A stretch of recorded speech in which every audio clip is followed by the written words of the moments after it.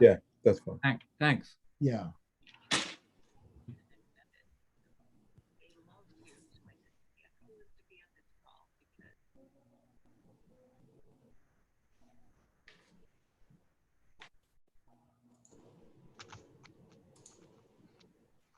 Catherine, are we free to commence? Yes. Good evening. My name is Harry Coughlin. I'm the Chief Executive Officer of the Nassau County Local Economic Assistance Corporation. And on behalf of our chairman, members of the board, and staff, I welcome you to today's open meeting of the Board of Directors. Today is May 7th, 2020, and the time is now 6:30 p.m.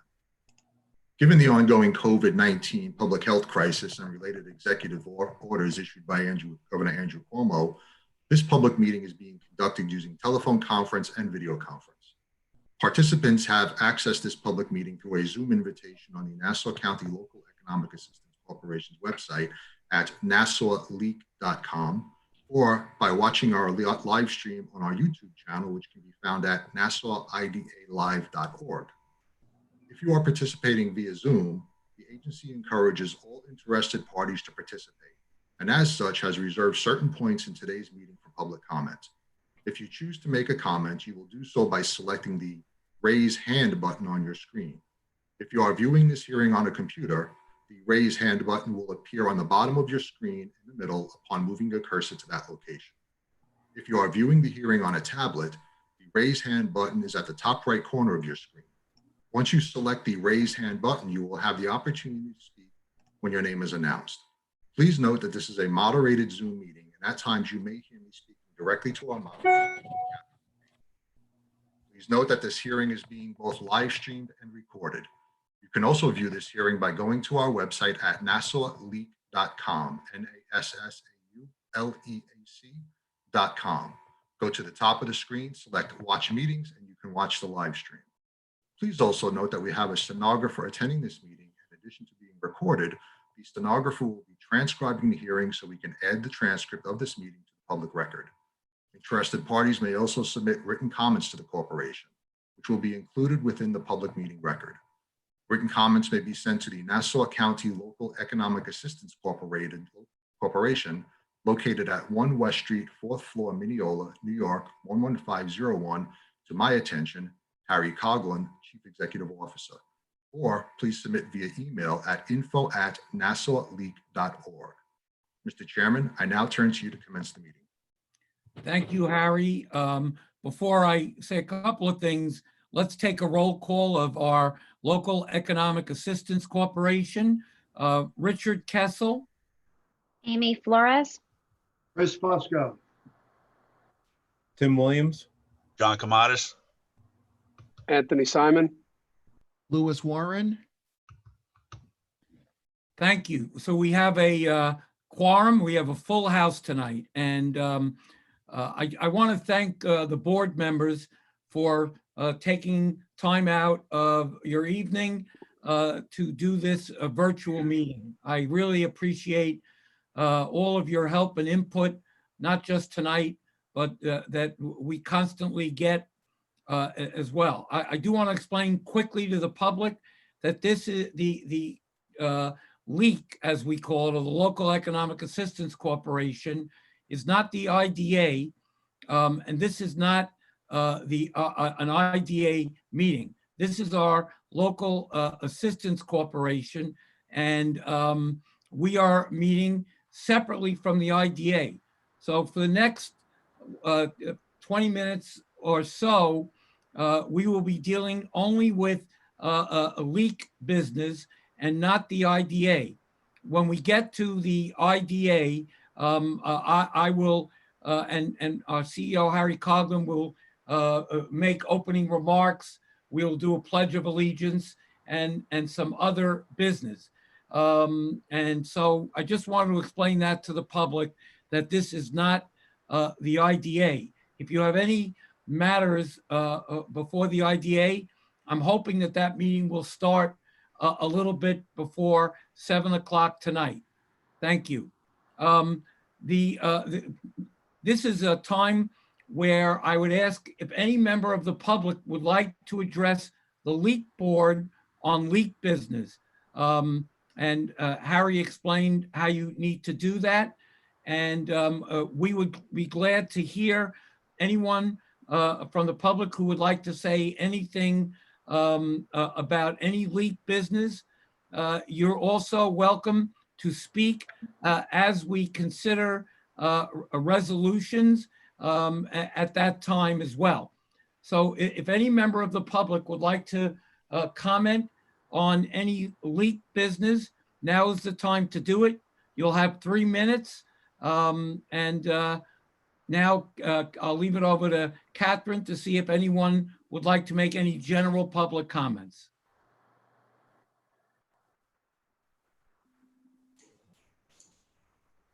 Chairman, at this point in time, I don't see any raised hands. I'll just ask Catherine to confirm. I concur. Okay. So, Mr. Okay. Chairman, if you are ready, we can proceed with the first order of business, which will be the Hagedorn Little Village School. I can see that we have Mr. Greg Licalzi with us, as well as Mr. Anthony Mazer. Yes. So our first business, as Harry said, is the Hagedorn Little Village School. Just to make it clear to the public watching that we are proving this after having the proposal made at our last board meeting in April. And we also held a public hearing about this, again, all remotely several days ago. So I want the public to understand that we're not taking this up for the first time. This has come before the board publicly. It has been presented to the board at our last meeting. We did have a hearing the other day. So tonight's purpose is to get a short presentation on what the Hagedorn Little Village School is seeking, and then any public comment, followed by any board comment or questions, followed by a final vote. So I will ask the Hagedorn team if they'd like to now make a short presentation on the request. Hi, yeah, this is Greg Licalzi. I'm acting as placement agent for the transaction. I work at Roosevelt and Cross on behalf of the Little Village School. Just want to give the quick overview. The Hagedorn Little Village School is based in Seaford, New York. They provide educational and therapeutic services for children with developmental disabilities. The school provides year-round programs for children aged from birth through elementary school. They service the full county of Nassau. Primary funding is from county and state government, as well as donations from the private sector. As we discussed in the preliminary approval meeting, the financing is solely for refinancing outstanding debt of the school, including NCLEAC Series 2013 tax-exempt bonds. The financing, again, will not exceed $6.5 million. As we discussed in the last meeting, nothing has changed fundamentally on that transaction since then.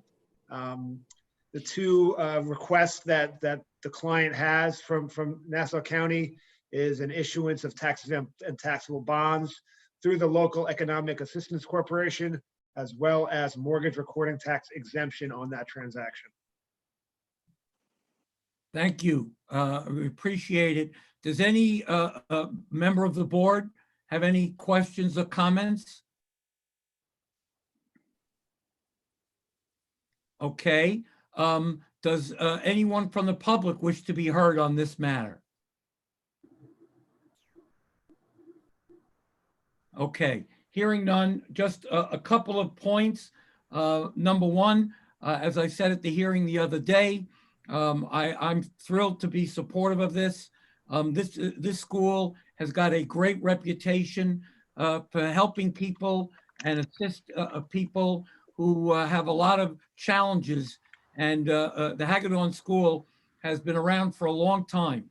And I have to tell you, and I mentioned this at the hearing the other day, that when I reached out to public officials to let them know about the hearing and the project and the meeting tonight, I got great praise out there about the work that the Hagedorn School does. And that's one of the things that is great about LEAC and the IDA, that we can assist entities that need help to serve some of people who have challenges and can't always help themselves. And I think especially in this time, a challenge time and a difficult time, being able to help the Hagedorn School, I think is a privilege, I think, for our LEAC board. I do want to indicate, as I said the other day, that in advance of this hearing and project presentation, I did reach out and speak to Brian Nevin on behalf of Supervisor Saladino, as well as left a message for Rose Walker, a great friend, county legislator, and so I let them know about this information. And if there are no other comments or questions, I'm going to take the role of the board at this time. Richard Kessel, I vote yes. Amy Flores? Amy Flores, I vote yes. Anthony Simon? Anthony Simon, I vote yes. Lewis Warren? Yes. Chris Fusco? Chris Fusco, I vote yes. Tim Williams?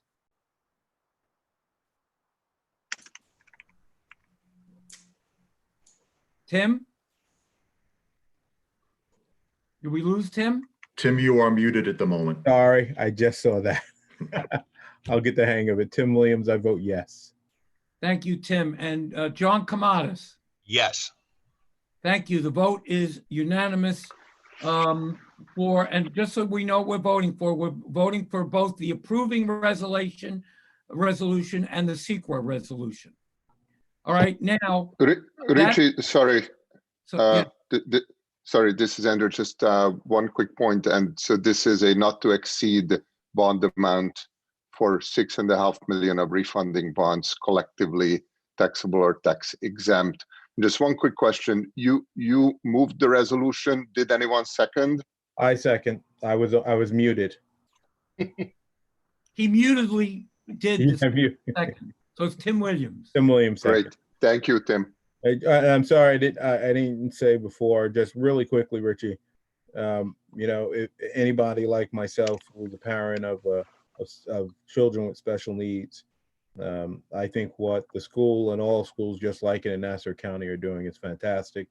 And I think I can't thank you, even though, my kids didn't go to Hagedorn, for all the special education teachers all throughout Long Island and at Hagedorn. I can't thank you enough. Thank you, Tim. I appreciate that. And I'm sure the Hagedorn team does as well. Any other comments before we move on? Hello? Okay, this is the only final approval that we have LEAC-wise. We now have a preliminary resolution by SCO Family of Services. And I would ask if they would now make a preliminary presentation for the board. Well, Mr. Chairman, if you could just give me 1 minute, we'll probably close the circuits for the folks from Hagedorn and just make sure we have everybody from SCO. It just takes us a moment to do that. Sure, thank you. I would just ask the SCO members to unmute themselves and share their video if they wish.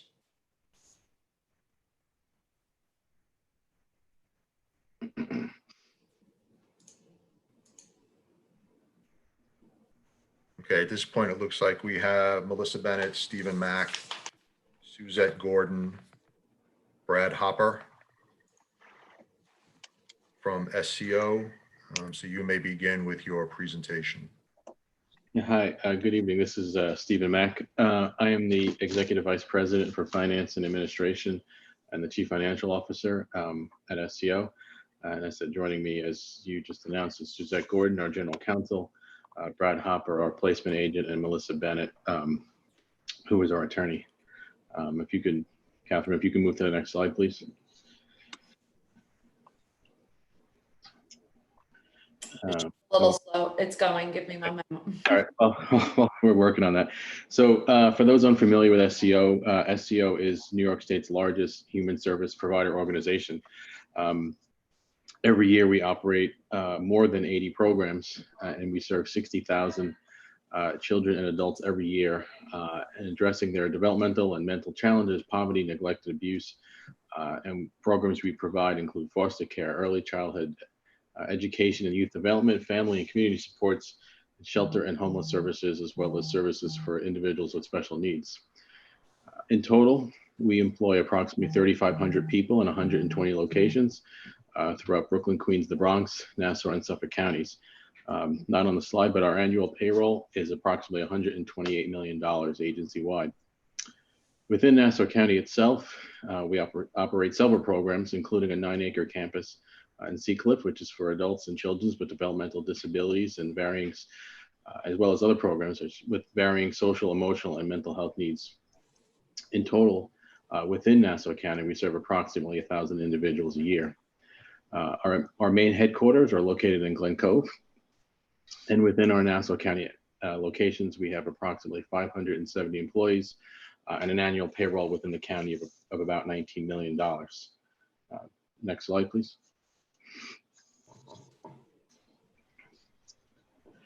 So we are here today. We are requesting an issuance of approximately $14.3 million of tax-exempt bonds with the related mortgage recording tax exemption. The purpose of this issuance would be to refinance 2013 Nassau County LEAC bonds of approximately $77 million. Refinance a line of credit that was used to provide improvements to our locations within the county, and as well as finance new capital renovations at Sea Cliff, at our Sea Cliff campus. Lastly, we are asking this issuance will allow us to create a master trust indenture which will allow us to more efficiently add debt in the future. Should there be any savings from our issuance, this will allow us to operate our programs at a more efficient cost, which is important for an agency like us, which is predominantly government funded.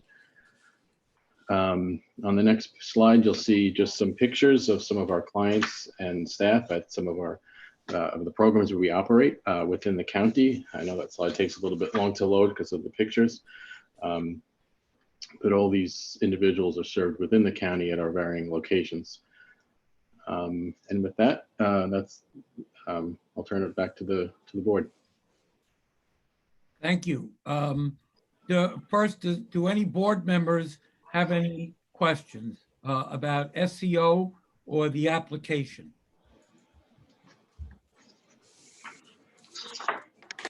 Okay. A couple of points. First of all, for the public, this is a preliminary presentation, and the process that we follow in this is pretty similar to the IDA, that a vote this evening is not approval of the project.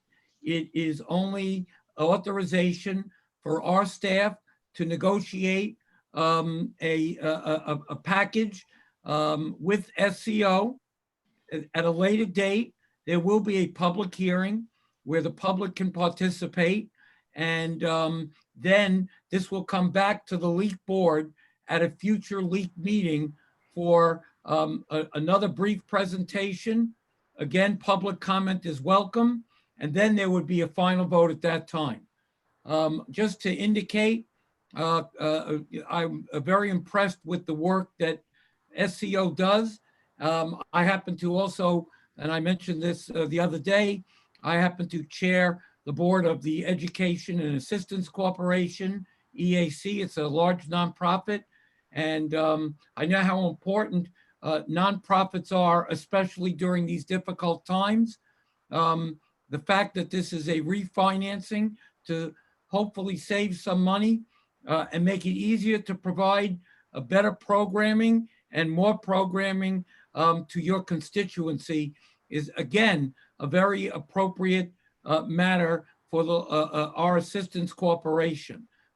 Anytime, especially in times of trouble like this, that we can help a nonprofit, especially one like yours, it's a very large one, the ability to expand and improve I think that's the whole purpose of LEAC. And so I commend you for that. Obviously, we'll go through the process. And with that, I'd ask if any member of the public has a question about SCO Family Services or this application at this time. Okay, hearing none. So we will vote. Again, this is just for a preliminary inducement, is not final approval.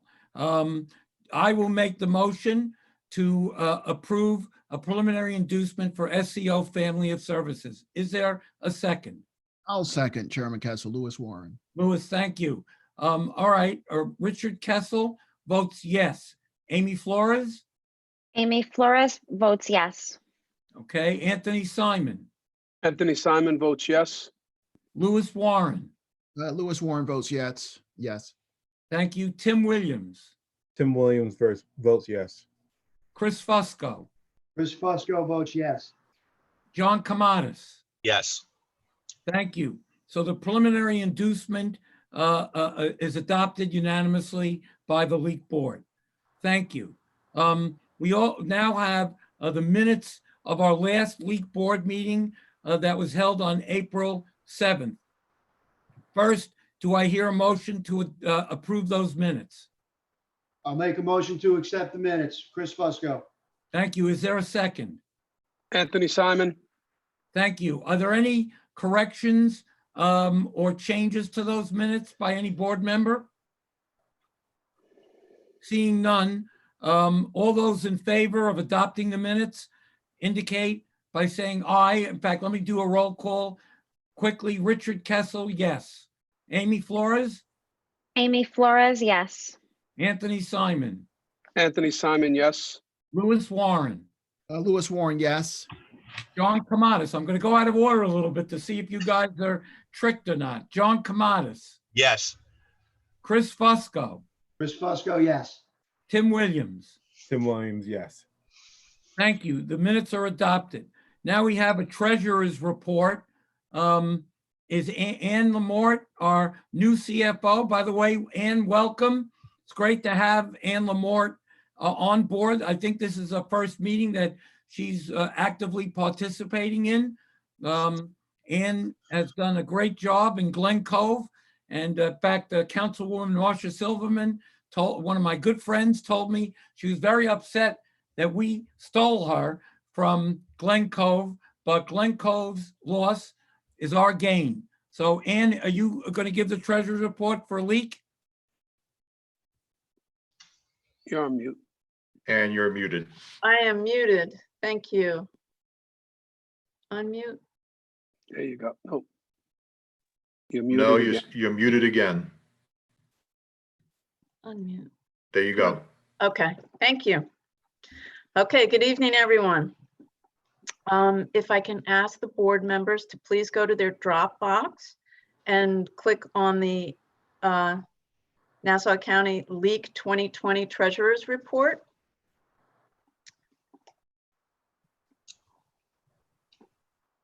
And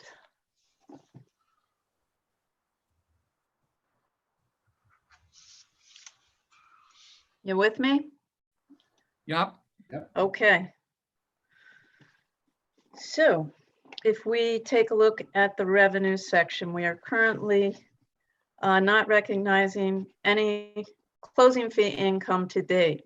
However, we do have 3 projects in the pipeline, and we feel that these projects will close this year and we will make our revenue numbers.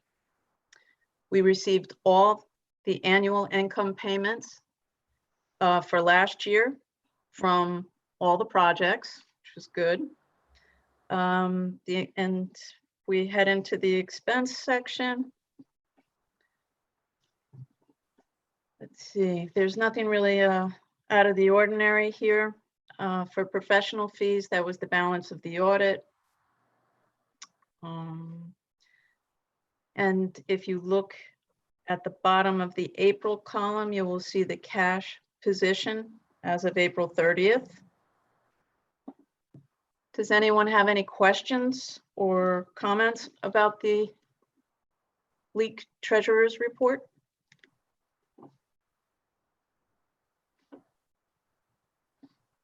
Thank you, Okay. Ann. Thank you, Ann. Is there any other business that any board member of LEAC would wish to bring up at this time? Hearing none, do I hear a motion to adjourn? Tim Williams, I make a motion to adjourn. Okay, is there a second? Louis Warren seconds. All right, I think we can do a voice vote here. All those in favor indicate by saying aye. Hi. Aye. Any opposed? Any abstentions? Okay, the LEAC meeting is adjourned. We will now take a brief 2-minute pause so we can get set for our IDA meeting. So just hang with us about 2 minutes. Thank you. Ladies and gentlemen, this concludes the meeting of the Board of Directors of the Nassau County Local Economic Assistance Corporation. The time is now 6:57.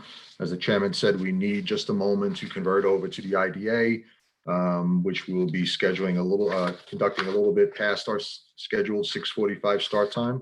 But please bear with us and we'll get right back to it.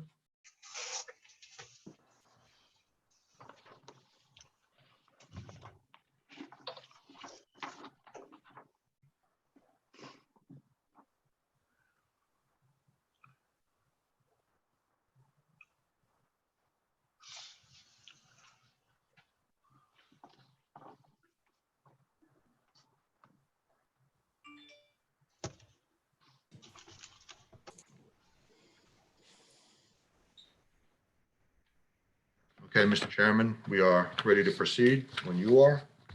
Thank you, Harry. So good evening. My name is Harry Coghlan. I'm the Chief Executive Officer of the Nassau County Industrial Development Agency. And on behalf of our chairman, members of the board and staff, I welcome you to today's open meeting of the Board of Directors. Today is May 7th, 2020, and the time is now 6:58 p.m. Given the ongoing COVID-19 public health crisis and related executive orders issued by Governor Andrew Cuomo, this public meeting is being conducted using telephone conference and video conference. Participants have accessed this public meeting through a Zoom invitation on the Nassau County Industrial Development Agency's website at nassauida.org or by watching our live stream on our YouTube channel, which can be found at nassauidalive.org. If you are participating via Zoom, the agency encourages all interested parties to participate, and as such has reserved certain points in today's meeting for public comment. If you choose to make a comment, you will do so by selecting the raise hand button on your screen. If you are viewing this hearing on a computer, the raise hand button will appear on the bottom of your screen in the middle upon moving your cursor to that location. If you are viewing the hearing on a tablet, the raise hand button is at the top right corner of your screen. Once you select the raise hand button, you will have the opportunity to speak when your name is announced. Please note that this is a moderated Zoom meeting, and at times you may hear us speaking directly to our moderator, Catherine Fee, Chief Marketing Officer and Director of Business Development for the agency. Please note that this hearing is being both live streamed and recorded. You can also view this hearing by going to our website at nassauida.org. Go to the top of the screen, select Watch Meetings, and you can watch the live stream. Please note that we have a stenographer attending this meeting. In addition to being recorded, the stenographer will be transcribing the hearing so we can add the transcript of this meeting to the public record. Interested parties may also submit written comments to the agency, which will be included within the public meeting record. Written comments may be sent to the Nassau County Industrial Development Agency located at 1 West Street, 4th floor, Mineola, New York 11501 to my attention, Harry Coghlan, Chief Executive Officer, or also via email at info@nassauida.org. Mr. Chairman, I now turn to you to commence the meeting with the Pledge of Allegiance. Thank you. I ask everyone to rise in place where they are. And I'd ask Tim Williams to lead us in the Pledge of Allegiance. I pledge allegiance to the flag of the United Of the United States of America and to the republic for which it stands, one nation, under God, indivisible, with liberty and justice for all. Thank you. Thank you, everyone. Before we begin, I would ask the board and anyone viewing this for a moment of silence. Obviously, we're going through very difficult times right now, here in our county, in the region, in the state, and in the nation. And unfortunately, the COVID virus has taken the lives of many residents of the county, of the state, and of our nation. And I think everyone is praying for that, for the people that were lost, and also for the people who are still sick to get better. And so I would ask for a moment of silence to pray for the people. May they rest in peace, and to pray for everyone else that they get healthy, stay healthy. Please, a moment of silence.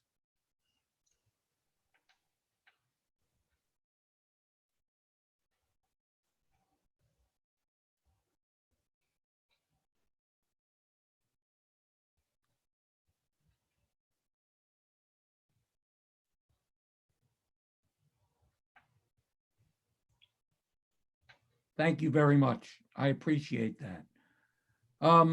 Let's do a board roll call just for, again, the public, because I know sometimes this gets confusing. This is now the roll call of the IDA, which is the same board as the Local Economic Assistance Corporation. Richard Kessel. Amy Flores. Anthony Simon. Tim Williams. John Kamatis. Lewis Warren. Okay, we have a quorum. And again, I want to thank the board. We have everyone present. So the time now is for my report. I'll try to keep it relatively brief. And then I'm going to ask Harry Coughlin, our CEO, to issue his report. First, I just want to thank the board again. I hope you don't mind, but I'm just want to say that I'm delighted that Tim, who missed last time's meeting, is back. He looks a little different, but he's a good-looking guy. But I'm really heartwarmed by you being back and participating in this meeting, Tim. It means a lot to all of us. Thank you, and thank everybody for their emails and prayers and messages and texts. I really we appreciate it tremendously. Thank you. Really great to have you back. And I also, before I give a couple of items here, want to thank our staff. You know, these are very difficult times. We're all not together. And, you know, I just sent Catherine a note, you know, just the way she handled putting all of this together, working with Danielle, our Chief Operating Officer, working with Harry and all our support staff, Tom Glasscock, our attorneys. You can't express enough how challenging this is and what a great job that they do. And I can tell you, the IDA for me is almost a full-time job. And I couldn't do any of this without the work that our staff has done. Putting this meeting together, putting the hearings together, figuring out how to get the public involved, doing all the staff work that's required. I told our county executive, Laura Curran, yesterday, and her staff, Evelyn Simmons, who does a great job as Deputy County Executive for Economic Development. We couldn't do it without our staff and the great work that they're doing. It's just every day, and I see it every day. And to be able to do it remotely, and yet it all comes together. It's just an honor to work with all of you. And I want to thank you really for the great work you do on behalf of the county and the taxpayers and our board. Thank you very much. Thank you, Richie. Thank you. A couple of thoughts and of interest to me. One is that, you know, one of the this is a great challenging time. And in the work that Harry and I have been doing, along with Stuart Binowitz and our Economic Advisory Council to the county executive and the county executive staff, it's very clear that businesses are going to be challenged tremendously coming back when hopefully they do in the near future. This is going to be a real challenge. And the Economic Advisory Council that we have formed is working very hard to get us ready for that future. I will tell you that in the surveying that we're doing, I'm deeply concerned, especially about our small business community out there.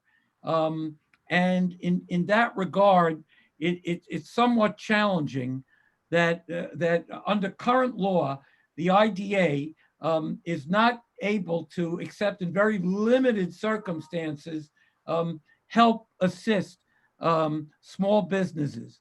And, you know, I think that this is a time of crisis where the IDA could be of great assistance to small businesses, helping them to reopen. And in that regard, I have spoken to our Economic Advisory Council. I have spoken to representatives of the Regional Economic Development Council and Laura Curran and her staff, our county executive, about urging Albany, in particular, the governor and his staff. I think the governor has done an extraordinary job under very difficult circumstances. If they would consider giving, at least temporarily, expanded powers for the IDAs in this state to be able to assist small businesses recover from this tragedy. Tim, I hope will jump in here. We were talking a few minutes before the board about what happened after Superstorm Sandy and what the IDAs were given the ability to do.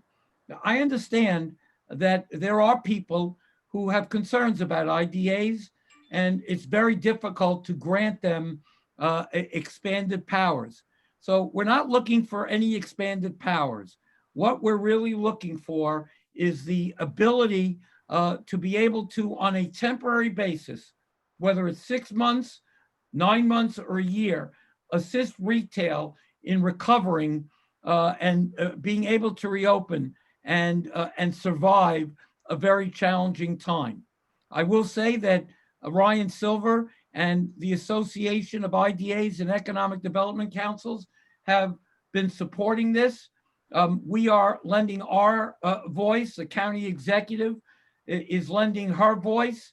I know that the REDCs, especially the one for this region, is lending its voice. But as an IDA, I think that we want the ability to help small businesses. The county executive and myself and Harry and some of our other economic advisory people had a call last week with the local chambers of commerce, the leadership of almost every chamber of commerce.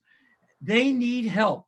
By the way, if it's one thing that they need more than anything, other than probably a lot of money, which obviously we can't afford to give, is PPE for their employees and for their customers, whether it's masks, gloves, hand sanitizers, and a lot of them need that and either can't access or can't afford to access it. If we had the ability to provide that to some of these small businesses, I think it would be an extraordinary help in getting them to reopen and succeed. So I wanted to tell the board that we are working very hard to see if we can get Albany and the state government to give us this ability, along with the other IDAs in the state. I will tell you that some of the IDAs in the state have a lot of cash on hand. We don't have as much. We have some, but some have millions of dollars. And some of that money can be used to help small business people reopen and survive. And I'm hopeful that we can get that authority quickly so that we can utilize it. In that regard, I also want to make a point that we are working with our legal team. And again, I want to thank Andrew and Tom Gary and also Tom Glasscock, our counsel, for their help. We are looking at ways that we may be able to do this initially with other funding that is given to the IDA. Not our funding, but funding that we may be able to receive in the form of a grant. And whether legally we can spend that money to help these small businesses. I don't have an answer yet, but it's something that we're looking for, and I will report back to the board as quickly as possible. It's my hope that some of our business community will be able to start reopening soon. And the challenge is to be able to reopen and then be able to get their customers back. Because right now people are afraid and it's not going to be easy. And anything that the IDA or the county can do to help them reopen and re-engage their customers is critically important. So I'm working with Harry and county executive staff. We've got some ideas about ways that we may be able to help them, in addition to financially. And again, I will report that back to the board at the appropriate time as well. IDAs can be very useful at this point. And I do want to make a separate point that we want projects. We encourage developers to come to us and help us get jobs for people. I will tell you, in talking to Matty Arasich of the building trades and some of our board members, we need construction jobs this summer and fall. A lot of the trades and union people are out of work, and the more projects we get and we can approve on an expeditious basis, the more jobs will be available in the construction area once the ability to do that kind of construction is granted. And I'm expecting that to start relatively soon. And so the more projects that we can intake now, the better off our brothers and sisters who need work can get work over the summer. Yes, our projects are about jobs for the long term, but right now we also need jobs for the short term. And so I want to encourage developers and those people that are listening out there. If you've got a project, big or small, bring it to Nassau County. We welcome it. And we will move as quickly as possible and accommodate as quickly as possible any project that comes to us that brings jobs and construction jobs as well.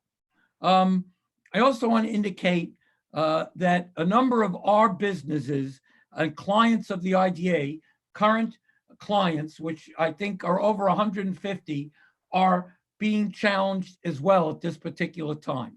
And it may be that some of them are going to have difficulties making their commitments, whether it's on jobs or other aspects of that. And, you know, while we've indicated in the past that we have to hold our clients to the commitments that we made with them, and this could go back years, we recognize the fact that right now in this current climate, that may be very challenging for some of them. So I want to indicate that Harry and myself are sending an email to all existing IDA clients, indicating to them that if they have challenges and they have some complex problems, that they should get in touch with us immediately or over time, and we would be glad to discuss that with them. We have a heart, and we have to have some understanding of the climate that we're in right now. And again, while we can't let the floodgates open up and we have to hold companies to the commitments that we made, we also have to have compassion and understanding during these difficult times. And I'd rather, if you're a company and you're a client of the IDA, and you know right now that you're going to have difficulties going forward, please come to us. We don't need to come to you, and we will listen. I will tell you personally, as chairman of the board, I will talk to any one of you, and with staff, with Harry, Danielle, and our staff, we will work with you to make sure that you survive and that your employees keep working. That is so important to us. So I just wanted to indicate to the board, and I'm sure that we all feel the same way, that we not only want to help new businesses, but we also want to help those businesses that we are currently engaged in with, to make sure that they're whole and that they understand that they can come to us if they've got concerns, and we will help you. I promise that. With that, I'll end my report and ask Harry, our CEO, to give his report. And then I'm going to ask board members if any of them would like to make any comments as well. Harry, thank you. Thank you, Mr. Chairman. And as you and I agreed, we wanted to just make sure we took a moment in our joint remarks to say thank you and express our gratitude to our frontline workers, whether they be grocery store workers, transit workers, frontline people in the healthcare industry, first responders, police, fire, everybody who's active right now, making sure that we continue to operate as best we can and as a county and a community. We do express our thanks to all of you and really do appreciate your sacrifice during this critical time. Mr. Chairman, I'll be brief in my remarks. I just want to do a quick staff roll call. Today we have with us, in addition to myself, we have our Chief Operating Officer, Danielle Oglesby, our Chief Marketing Officer, Catherine Fee, Chief Finance Officer, Ann Lamort, our Administrative Director, Colleen Pereira, our Compliance Assistants, Carlene Winter, and our Administrative Assistant, Nicole Gill, and also Kevin Murphy.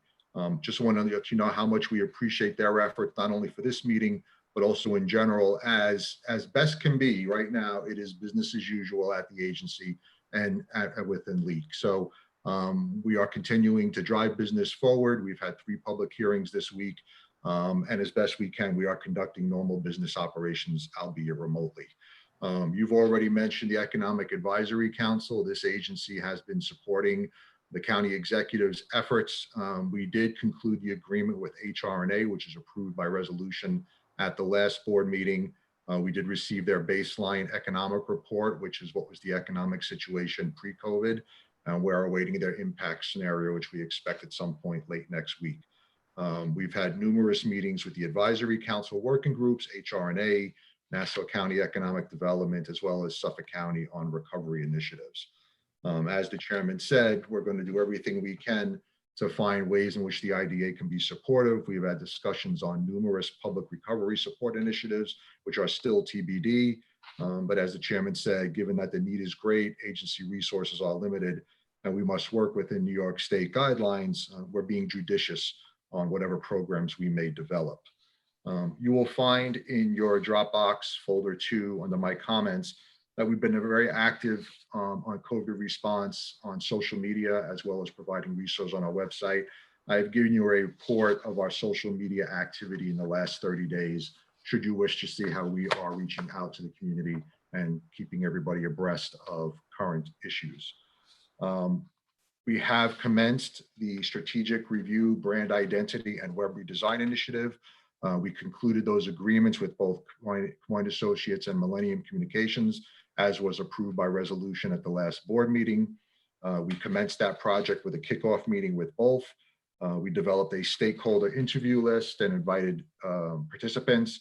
We commenced the stakeholder interviews, and there is an upcoming board presentation and your interviews. And I just want to thank members of the board for giving your time to speak to these consultants, as your point of view will be important to frame out future direction of the agency.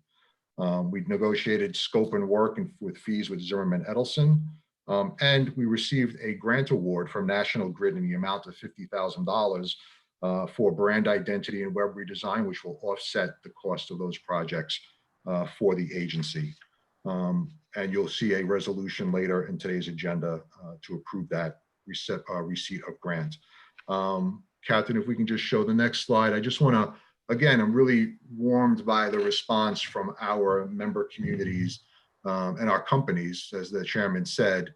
Catherine, I'm looking for the next slide. Thank you. As the chairman said, our own company's number, our client partners number, about 150, and we've seen them jumping in here. They've been calling us, offering support. Here's one example of Misha from Supreme Screw, the CEO there.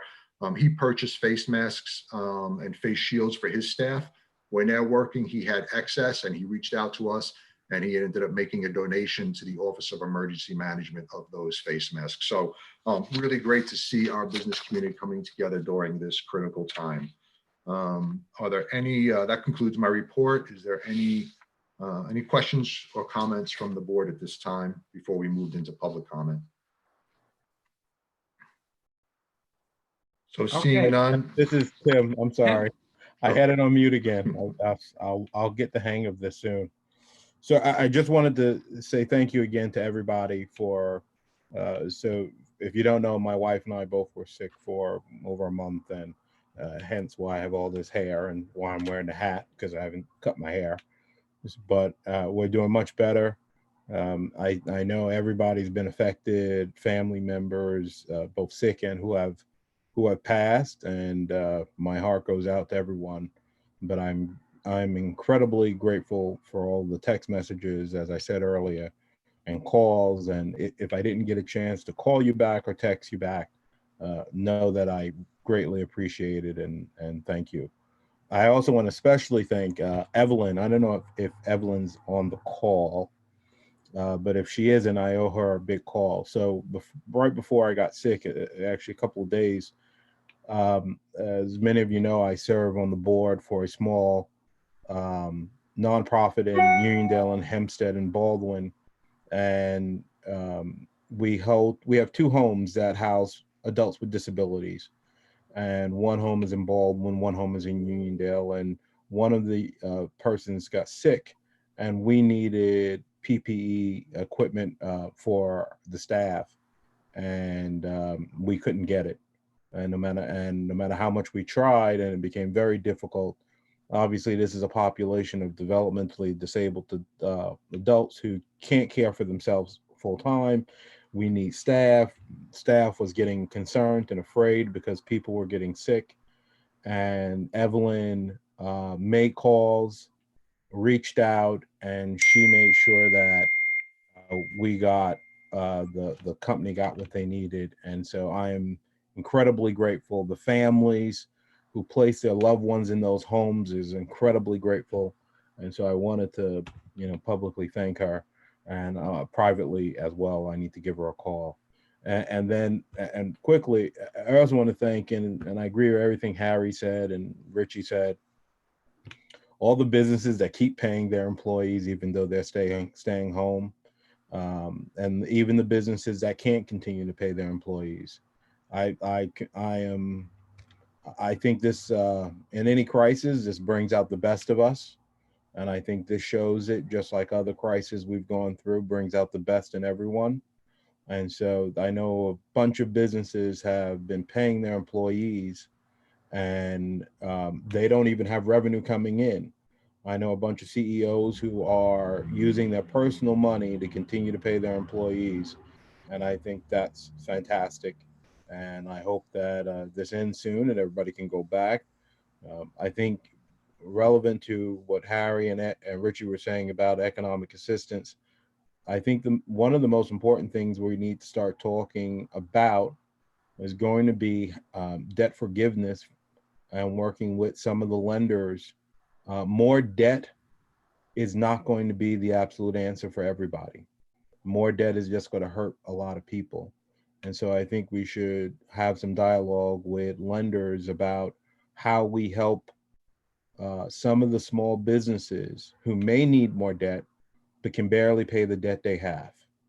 And we saw that right after Sandy, businesses went into additional debt, and a lot of them are not around today anymore because they couldn't survive it.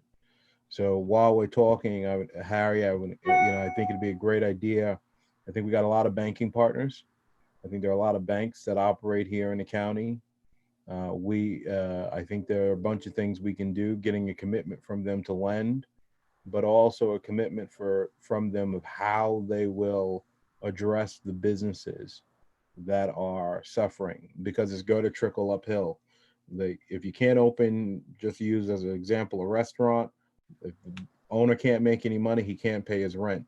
If he can't pay his rent, the landlord can't pay his mortgage, and it trickles down as well as up. And I think if we start talking now with some of the banks, hopefully we can have an impact on that.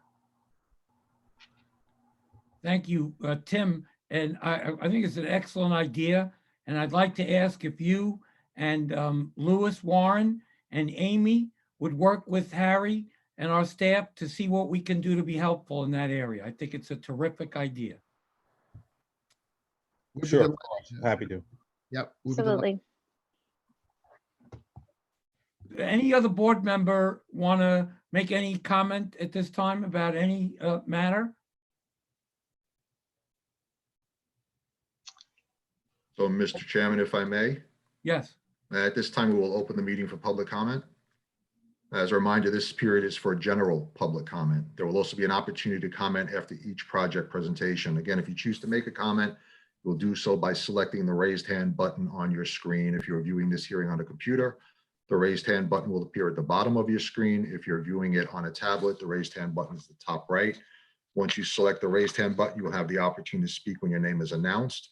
It is requested that remarks be limited to 3 minutes per speaker. Please state your full name with spelling and address for the record.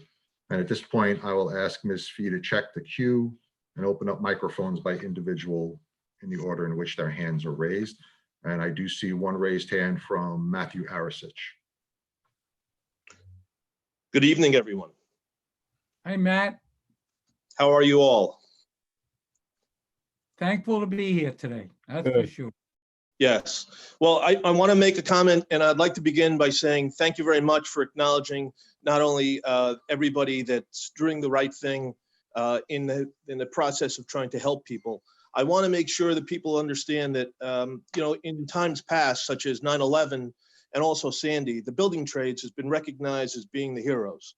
Today, as essential workers, we're doing our part, but it's quite common and quite understood that right now, there are others that have actually made those heroes more well-known, and they're new heroes, a new brand. Those are the doctors, the healthcare workers, the cleaners, the people that are going and doing the right thing, such as your police departments, your first responders, your ambulance corps, your nursing care, and your assisted living. All of these people are actually well-deserving of a hero status for all they do. And I will tell you that our hearts go out to them because they're doing the job which nobody else wants to do. In addition to that, the building trades acknowledges that how important it is. So what we've done is sort of the humanitarian issue and said that we are going to go and pay for things like lunches in the police precincts. We're going to make sure that we understand that, those hospital and healthcare workers, they do their job. So we'd like to provide them with lunch as well. In addition to that, we also want to do the same thing for Island Harvest, which is a food pantry. So we're making contributions to that. This is the work of the building trades, but quite frankly, it's really the work of the community because we are the community. We're the people that live here, the people that work here, and we're helping our own just like they've helped us. Those are the things that are most important that we could do for the building trades and for the people of Long Island. One of the things that I wanted to make another comment on is it's very important to acknowledge that both Chairman Kessel and Mr. Coughlin's comments were very well placed, but there's something that we didn't talk about. And of course, it's a narrow time frame, so you can't touch on everything. But the one thing is, it's about the revenue. See, what happens is both Nassau and Suffolk County derive all of their revenue from taxes. That's where it comes from. So if there's no business coming in, there's no revenue coming in. And that's where creating the jobs is the most important aspect of what the IDA can do, because they can go ahead and get the people from the front, which is the people that are working, the people that are business owners, the people that are creating new business, service groups, et cetera. And these are the important things that make the whole system work. because what you're doing is you're keeping all of the money local. And that's one of the most important things.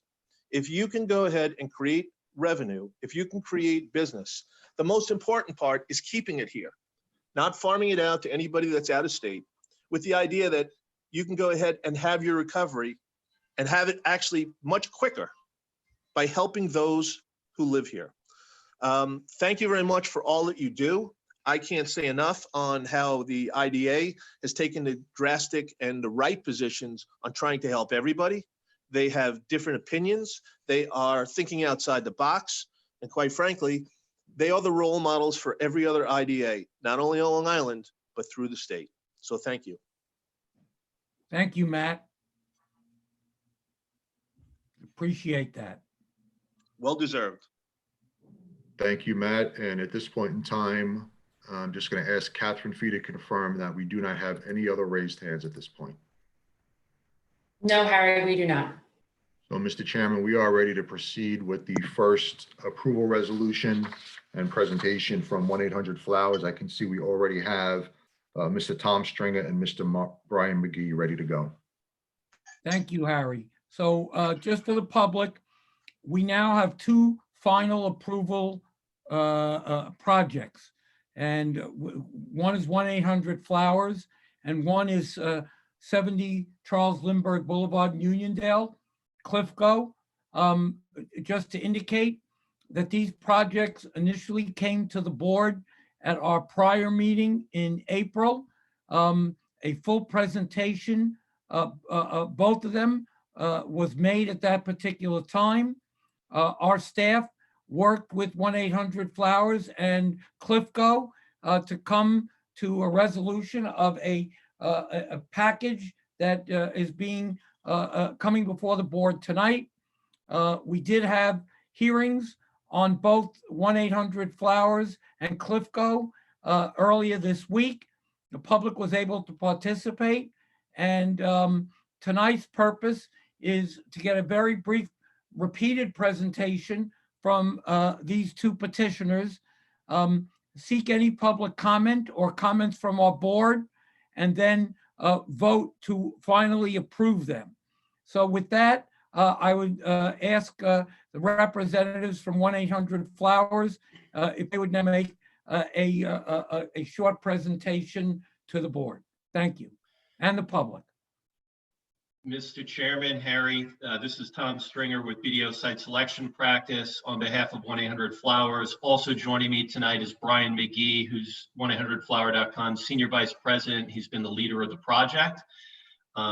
Chairman, board members, thank you very much. We appreciate all the efforts over the course of the past several years as we work together on this project. But quite frankly, over the last 5 weeks, the efforts of the IDA have been extraordinary, frankly, in just having meetings and then having thoughtful meetings, public commentary periods, being accessible during this while we were looking at our project and trying to actually get it done. Really extraordinary work, and on behalf of the entire team, Mr. Chairman, Harry, you guys have just done a stellar job. So I want to say thank you really for the logistical superhero work that you've done. Since we've last met and appeared before this board a month ago, our project remains unchanged. We've worked with IDA staff and council to refine the terms of the pilot that we have been looking to get. And we've come to a mutually beneficial agreement in terms of the pilot, reducing the freeze period that we were looking for to 8 years, which we think the return on investment for both certainly the company and the county is extraordinary, given the retention of a company of this magnitude, the number of jobs that they're willing to retain, the size of the investment. So project specifics, as you know, it's the retention of a corporate headquarters of probably the most iconic company on Long Island right now. It would be a substantial build out, which represents approximately 20% more in square footage based upon this move than from our older space. The capital expenditure could be as much as $10 million on the project. There's no adverse environmental impact. There's no reduction in taxes. We're looking really for a tax certainty agreement here. And the overall economics and return on investment to the county is probably one of the higher projects that the IDA has looked at in the past several years. So we are very happy to answer any direct questions that you may have. And again, we appreciate all the time and the efforts, especially over the past 4 to 5 weeks to help pull this together to help us meet our schedule.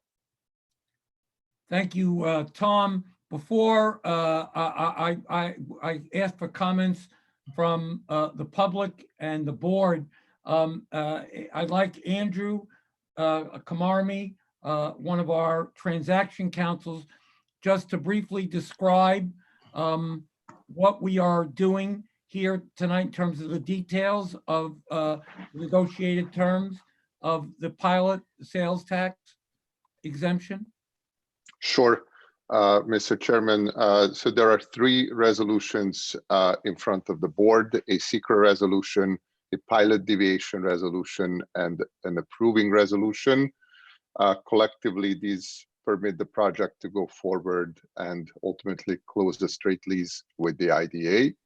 And the benefit package includes a pilot as well as sales tax exemption. The sales tax benefits are a little over $510,000, exactly $513,187, and the pilot, as negotiated with the company, is a 15-year pilot that is consists of an 8-year freeze period at current taxes, and is followed by a 7-year period of escalations at 1.81%. The last 5 years of the pilot are contingent upon the company extending its lease and staying in the county. Thank you, Andrew. Appreciate the work that you and Harry and our team did in negotiating the terms of this agreement. Thank you very much. Before we ask for questions or comments from our board, is anyone in the public wish to comment on this 1-800-Flowers project and package? Mr. Chairman, while we await to see if there are any raised hands, I just want to make you aware that the Jericho Union Free School District did submit a letter to us from the school superintendent, Mr. Henry Grisham. It mirrors their comments at the public hearing. For the members of the board, that letter is within the Dropbox in the project folder. Also, we received a public comment letter from Mr. Andrew Ward, who attended the Cliffco public hearing, but also makes mention of 1-800 in his comments to us. And that is also in the folder, the project folder within the Dropbox. At this point in time, I'm just going to ask Catherine to confirm my view that I do not see any raised hands for public comment. I concur. Thank you, Mr. Chairman. If I may add one thing, Mr. Chairman, it is important that, you know, this pilot relates to a leasehold interest in the building. So this is a very large 640,000 square foot building, and the pilot that is being approved today solely relates to the portion of the building to be leased and utilized by the company, which is an approximately 15% portion of the overall premises. Thank you, Andrew. Let me just indicate my support of this project. As Tom, I think, indicated, 1-800-Flowers is an iconic Long Island company. They're known all over the world. I note that they consist of a number of companies. I mentioned at the hearing on this that I was shocked and pleasantly surprised to see that Wolferman's English Muffins are owned by 1-800-Flowers. I am a big Wolferman's fan. They're great. If anyone ever didn't have them, go get them. You can order them online. The best English muffins I've ever had. Sherry's Berries, all of these companies, but 1-800-Flowers, and I don't want to speak for them, but in my conversations with them, we're looking potentially to leave Long Island and to leave New York. We wanted them. You know, I mentioned that when I go into Mineola to our offices or the county executive's offices. I always smile when I see the iconic sign, 1-800-Flowers. They are an important company to Long Island. And the fact that at the end of the process, they are willing to stay here for a long period of time. The current lease and agreements that they have with their current landlord, they could have left in a very short period of time. There was no long-term stability for them to stay or for us to keep them. Under this agreement, not only are they staying in the county, but they're staying for a long time as part of this agreement. So retaining a company like 1-800-Flowers is a great signal out there that Nassau County is alive, prospering, flowering, and open for business. So I want to thank Tom and the McCann family. And I did indicate that once we can, I'm going to go over there along with Harry and our staff to sit with them and see their operation. I want to thank all of their employees for the hard work that they do. Most of them are working remotely now. They're trained to do that, and keeping those employees here and growing the company and their employees is really an ideal situation. So I support this project wholeheartedly. I now ask if any members of the IDA have any questions or comments on this project. Mr. Chairman, Chris Fusco. Yeah, hey, Chris. I would like to ask if there is a general contractor in place yet or a construction manager? No, not at this time. We're just in the early planning on blueprints. So we're probably 3 months, 4 months out from that process taking place. Okay, have you reached out to the Nassau Suffolk Building Trades Council? The landlord for the building is actually doing the bulk of the construction. Ours will be primarily furniture, fixtures, equipment towards the end of the project. So I don't know who specifically the landlord's reaching out to. We would need that information. Okay. Yeah, just to echo what Chris is saying, Brian, we want to speak to the landlord. I'm sure you will. If you could put the landlord in touch with our staff, because we do want to encourage the landlord to use union labor to the greatest extent possible. And we'd be glad to have a separate dialogue with the landlord. If you could have them contact our council or Harry, our CEO, we can make sure that that's done. I'm happy to do it. Thank you. Are there any other questions or comments by board members? Chairman Kessel, it's Lewis Warren. Just want to commend both 1-800-Flowers, Tom and Brian, and our staff, Harry and Andrew, and the team, Tom Glasscock, for negotiating what looks to me to be a pretty thoughtful and proactive commercial deal with the county and 1-800-Flowers. It is, as Chairman Kessel said, one of the iconic companies in Nassau County. We know the cost of doing business in Nassau County is higher than other places in the country, and so we applaud 1-800-Flowers for reaching out to the IDA, working in great faith, and being incredibly farsighted. I think it's a tremendous commercial arrangement, wonderful deal. And when you think about the 377 jobs and think about all that touches having an iconic brand in Nassau County, I'm very, very pleased that this has gotten to this point and support it. Thank you, Lewis. Brian? Oh, okay. Any other board members have any comments or questions? All right, so we're going to adopt 3 resolutions. I think we can do them all at the same time. A seeker, pilot deviation, and a final formal approving resolution. Do I hear a motion to adopt those resolutions? I'll make a motion. Louis Warren, Chairman Kessel. Thank you, Louis. Is there a second? Amy Flores, I second. Thank you. I will now make a roll call. Richard Kessel, I vote aye. Amy? Amy Flores, I vote yes. Thank you. Anthony? Yes. Louis? Yes. Chris Fusco? Yes. Tim Williams?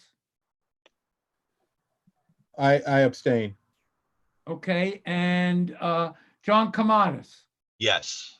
Okay, the resolutions passed 6-0 with one abstention. Thank you, and thank you, Tom, and the 1-800-Flowers team. Thank you, Chairman Kessel, all the members of the board, and all the support staff. This is very difficult, as we know, to put together. So we appreciate everybody's time and effort, and are glad to see this deal done. Thank you. Thank you. Thank you, Thanks very Mr. much. McGee and Mr. Stringer. Appreciate your joining us this evening. And Mr. Chairman, we already have ready to go Cliffco with Mr. Dan Deegan and Chris Clifford. And before, I'm sorry, this is Tim Williams. Before we do Cliffco really quick, I didn't want to say it regarding the other deal because I plan to abstain from that transaction. But I think it is important that we, the IDA, look at its or talk with the state about the use of local labor with respect to all the new deals that are coming in front of us now, considering how many people are out of work. I think I would find it hard to accept anybody receiving any benefits that isn't using or making a first attempt at local labor, both union and non-union. But I think within the tremendous amount of people locally that are and will be unemployed, I think we need to spend some time talking with the state about how we implement some, and this is not a reflection in any way of 1-800, because I think the guys, because we know all of those guys, and I think they're all great guys. I think this is for every project that comes into us, something we need to re-examine, especially now. Thank you, Tim. Fully agree. All right, so we now have 70 Charles Lindbergh Boulevard, Cliffco, which is, by the way, located in the great town of Hempstead, Uniondale, a great community in Uniondale. So I'd ask Dan Deegan if he would make a short presentation. Again, just for the public, this project has already been fully presented at a prior meeting, and there was a public hearing, and we now will go through the final approval process. So Dan, good to see you, and you can begin. Yes, good evening, Chairman Kessel and members of the board and staff. My name is Dan Deegan, as you know, with the law firm Porcelli Deegan Tarana, on behalf of the applicant, 70 Charles Lindbergh LLC and Cliffco. We also have with you, hopefully you guys can see him, the president of Cliffco and principal of 70 Charles, Christopher Clifford, who's joined us as well. So this building, is, as you indicated, is in Uniondale. It's a building that has been vacant for many years. It's been in need of renovation. Cliffco and Mr. Clifford and his organization have purchased the building, and the plan now is to move their business into the building and also to obtain other tenants for the building, ultimately with a commitment to the IDA to provide up to 225 jobs in the facility. Cliffco itself currently has about 60 employees and is looking to grow that number to over 100 employees itself. Emblem Health is another tenant that's been identified as a potential and likely inhabitant. What we're looking for from the IDA is just assistance in sales tax exemption for some of the remaining renovation work that needs to be done, and also for a pilot agreement, a 10-year pilot agreement that gives us predictability and stability for the taxes. We are not looking to reduce the taxes in any way, but rather just have stability we've engaged with IDA council and staff to negotiate what we think is a hopefully mutually acceptable pilot schedule of 10 years. And, we're looking to hopefully move our business very shortly and, in these trying times, get some economic activity going in this building that has long been underutilized. Thank you. Thank you, Dan. Just to make one point, and then we'll seek public and board questions and comments. I think it's important to point out in many of the projects that we do, including this one, that these are not tax reductions. I think a lot of there's a lot of misconception out there that the IDA reduces taxes. And some people get very frustrated with that because they think that, why should their taxes be reduced? What about me? That's purely understandable. But most of our projects, we are not reducing taxes. In fact, I don't think the IDA ever reduces taxes. What we look to do is stabilize existing taxes, in many instances, increase the revenue to the localities involved, and then give a certain amount of time to keep those taxes at the current level, and then to grow each year during the terms of the pilot. I just thought that's an important point to make to the public. These are not tax breaks, they're incentives. And actually, in most instances, they're bonuses and tax benefits to the existing communities. Having said that, okay. I was going to say, that's one of the challenges for businesses in Nassau County, and it's well known, is the arbitrariness of the assessment. The assessments go up and down, up and down. You have to hire a tax certiorari law firm, which is work that we do. So I don't want to, shoot ourselves in the foot, but it's not fair to businesses that they have to constantly grieve their taxes to get them to the proper level. So this level has been grieved. It's been settled with the county. Everyone agrees it's an appropriate level. All we're looking to do is have some stability so it doesn't get arbitrarily pushed up again. So we have to get it down again. So I think that's a pro-business way to look at it. At what the IDA would be doing here is to just give predictability and stability going forward, not a break. Thank you, Dan. Before we go to the public, Andrew, would you mind just giving a brief explanation of the package here? Sure. So there are three resolutions again in front of the board: a secret resolution, a pilot deviation resolution, and an approving resolution. And the financial assistance in this case consists of three different types. Mortgage recording tax up to $60,000 that relates to any mortgage that would secure a loan in connection with the renovation project. Sales and use tax benefits a little bit under $115,000, and a pilot that was negotiated that is a 10-year pilot that consists of a 2-year freeze at current taxes, followed by an 8-year escalation period each year by 1.81% compounded.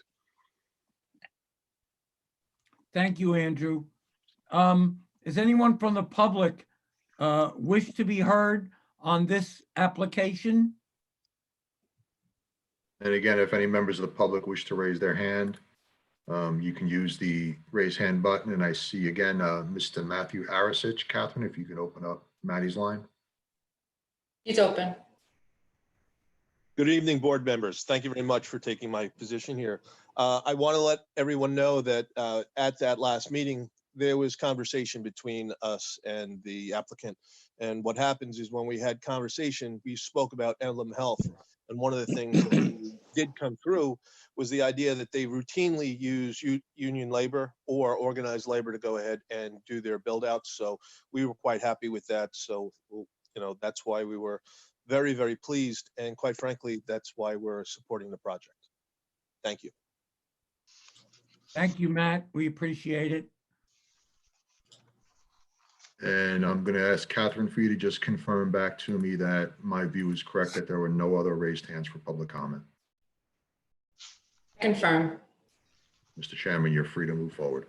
Thank you. Just to indicate, and I forgot before, that I did reach out to Supervisor Clavin from the town of Hempstead, as well as County Legislator Sheila Bino about this project, gave them the information and told them about the hearing.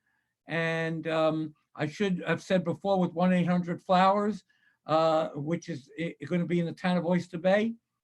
I did reach out to Brian Nevin, top assistant to Supervisor Joe Saladino, as well as my good friend, County Legislator Arnie Drucker. And by the way, I should indicate, because he's watching, that I always do also reach out to Matt Arasich of the building trades at the same time. Now, does any board member have any questions or comments at this time? Yeah, Dan, Tim Williams, how many, the job covenants, how long before you anticipate them being, what's the time frame, I'm sorry. I believe we requested 3 years, which is how the IDA application is set up to ask for the next 3 years projection. So we're hoping to get up to the 225 jobs. We're hoping to be beyond 225 jobs. Certainly the building can accommodate more than 225 jobs, but we're hoping to be up to that sooner. But you know, the commitment that we're willing to make is within 3 years, we'd be up to that number. And how many are going to be Cliffco employees? Over 100 right now, and Chris Clifford's on the line. I know, and I know you guys had been growing prior to this whole crisis going on, so I don't know what's happened since then, but certainly it had been a growing company. And was it 62, I think, last time we spoke? Mr. Clifford, I don't know if you want to weigh in on that. Yes, we've maintained almost to 62. We did have a small layoff with the virus, but we're still over 50 employees currently. Okay. So I made it clear at my last at the first presentation that my concern is whether the applicant meets the but-for test, and I assume, and I guess this is directed to our council, we're comfortable that they meet that criteria. Sure. So I'll try to answer that question. So even though the real estate entity bought the building here, our view is that the but-for test is met because the renovation of the building and the moving of the other applicant company into the building is conditioned upon the agency's financial assistance. In the negotiations with staff, it was represented to us that but for this financial assistance, there is a possibility that the owner would just flip the property and not develop it and not move the Cliffco business into this space, but potentially move it out of the state. It's funny. I love to think about the if but-for test almost as a math equation, but I guess the problem with this is when they purchased the property has been my sticking point, and the fact that it's been a revenue generating entity for them prior to this application. To the extent they're going to be able to grow to over 100 employees. So in the employment commitment, is there a definitive number of how many must come from the applicant? So both companies are applicants here. They are co-applicants, both the real estate entity and Cliffco, the sublessee. We specifically wanted them to be co-applicants, and there are going to be collective covenants on as to employment. Okay. Thanks, Tim. Are there any other questions or comments by any board members? Okay. Seeing or hearing and seeing none, we are going to take up again 3 resolutions: a CEQA resolution, a pilot resolution, and a final approving resolution.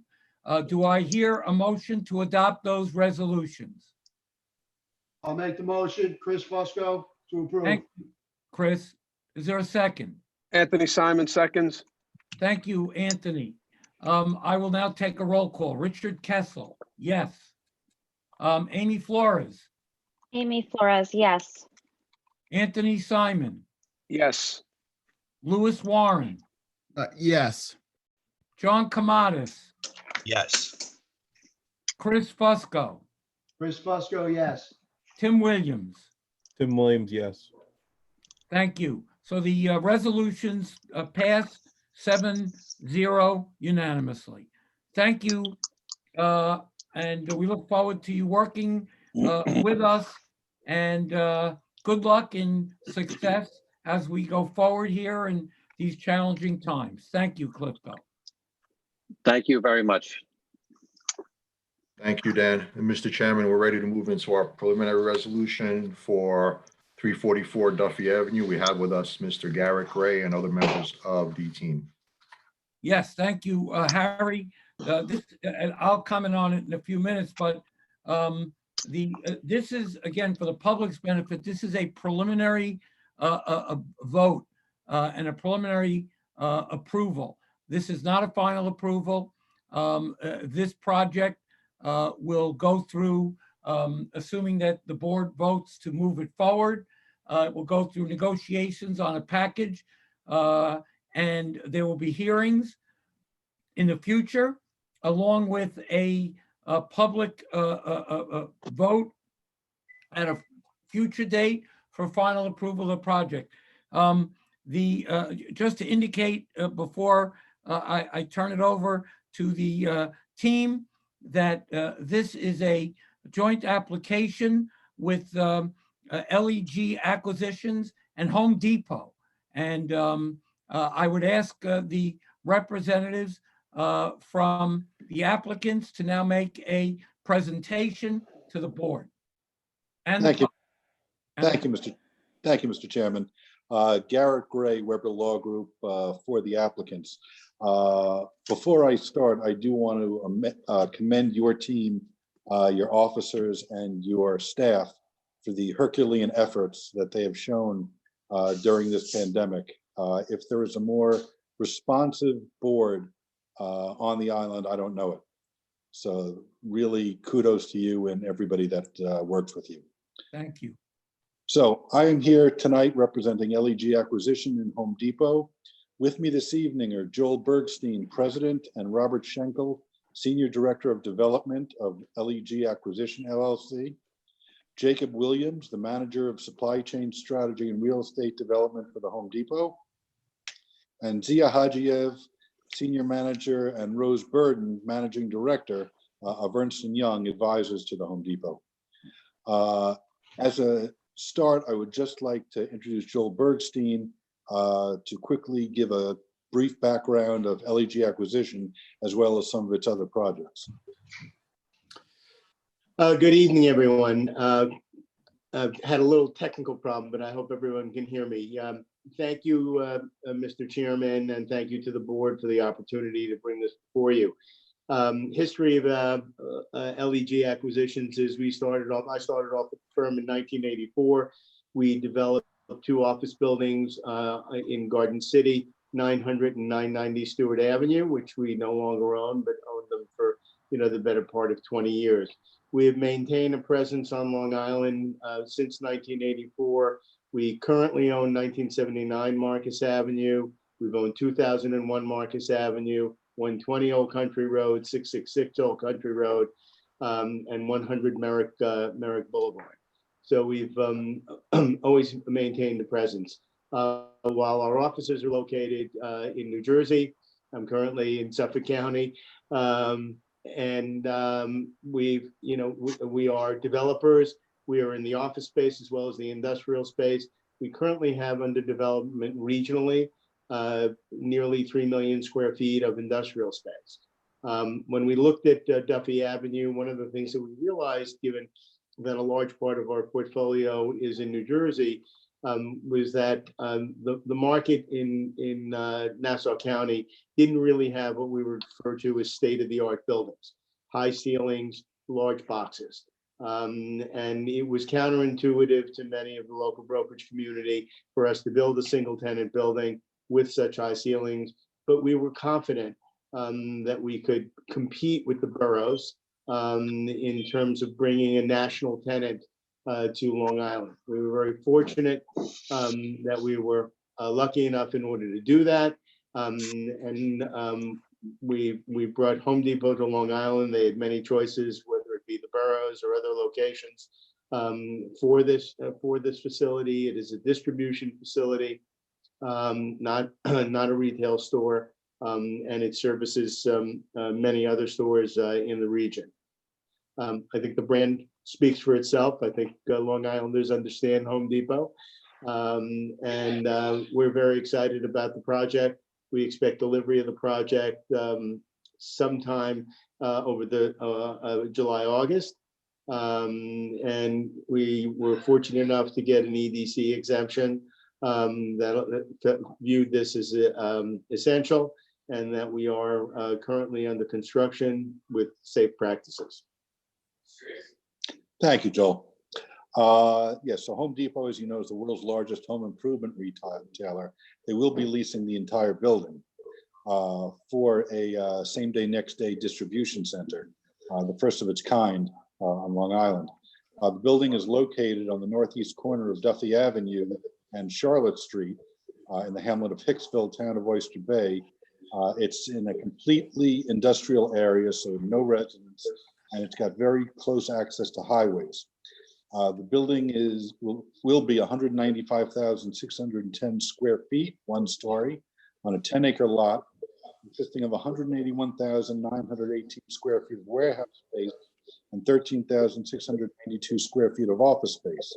It's a permitted as of right use in the LI light industry zone.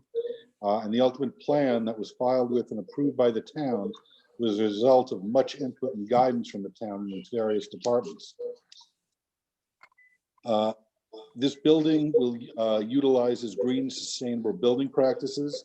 The project has incorporated a number of design features to address energy demand, minimize water usage, and address stormwater runoff from the project. In order to reduce the energy demand of the project, we incorporated the following energy saving features in the project design. The exterior of the building is being constructed using precast wall panels comprised of up to 58% recycled content and integral insulation for increased energy efficiency. Concrete and steel being used for the building is regionally sourced. The steel generally contains high recycled content. LED lighting and high efficiency mechanical units are being employed to reduce electrical and energy use for heating and cooling. Additionally, storefront systems and clerestory windows have low E glazing, which will minimize the amount of heat transmitted into the building. Sustainable waste management practices are being followed and documented during construction. And as the site is proximate to an existing bus stop at the corner of Duffy Avenue and Henrietta Street, employees can utilize mass transit.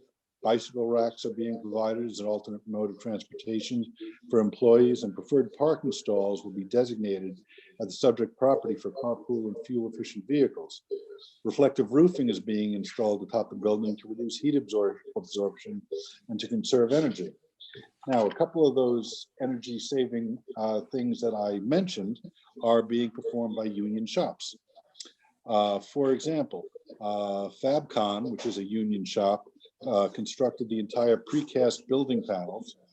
The roofing, the reflective roofing is designed by another union shop, Plessia Roofing, and a lot of the site work was completed by DAR Construction Equipment Corp., another union shop. There's minimal impact on the environment, especially with the energy efficient methods that we're using, and negative declaration was issued by the town of Oyster Bay. As I said, this is Home Depot's first distribution center on Long Island. The choice of Nassau County was made very easy thanks to certain pre-meetings that were had with the IDA, as Home Depot considered various other sites for this project, including Queens, Brooklyn, Westchester, and other New York counties. We met a number of times with the local civic association to garner their support, namely the Hicksville Northwest Civic Association, who fully supports the project. LEG Acquisition and the Home Depot are making a significant investment of tens of millions of dollars, considering this project as a whole in Nassau County. As Mr. Bergstein said, this is an essential project. After Governor Cuomo issued the New York Pause executive order, we applied for and obtained a formal determination from the ESD that this was an essential project and that work should continue, which it does, utilizing safe distancing practices. This distribution center is especially significant for Long Island, especially given its New York's loss of the Amazon distribution facility a little more than a year ago, which was to be in Long Island City and would have created jobs and money into the economy, and that went away. So now we have this, and this, I believe, Home Depot is as big a name, if not bigger than as 1-800-Flowers. It is an icon. There will be several jobs created both during construction and full-time jobs created after construction. Construction jobs, we estimate to be about 100 to 150. Full-time jobs afterwards, about 20 to 25. This really can be defined as a project where the town, the community, the IDA, everybody came together in a spirit of cooperation to make this a reality. So as we said, we have our whole team here. We're happy to answer any questions you may have. Thank you. Thank you for that presentation. We all appreciate it. Just a couple of comments, and then I will call on the board if they have any questions, and then members of the public. First of all, I'm very excited and anticipatory about this project. In a time, and my good friend John Kamatis, I see him there, and we always talk sports. We're big sports fans, there's not, as you know, right now, there's not a lot of live sports, if any. But this is a baseball sport, and I think that Nassau County is hitting a home run with Home Depot. You guys are an iconic company all over the country. And in our initial meetings, it was clear to me that you were looking in a lot of different places, and you chose Nassau County. And that's important, not just to get, I call it a last mile facility, but a distribution facility here that can distribute Home Depot products to customers in the region. It's a real signal to some of the other large branding companies nationally known, including Amazon, which is looking to come with a similar facility in Westbury, and others to come to Nassau County. We are a great place to do business. And despite some of the high costs of living here, when the IDA can come and assist a company to come here, the jobs it creates, the activity it creates, in an area which is close to not just bus service, but train service, it's a welcome opportunity. And it shows that national companies are looking at Nassau County. They want to come here.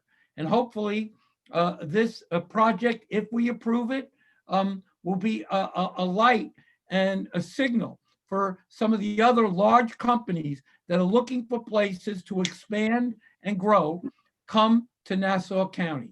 So, it's very exciting. When I first heard it from my good friend, a longtime friend and Giant fan, by the way, like myself and John, Morty Weber, I was just very excited about it. So I thank you for considering and deciding to come here in Nassau County.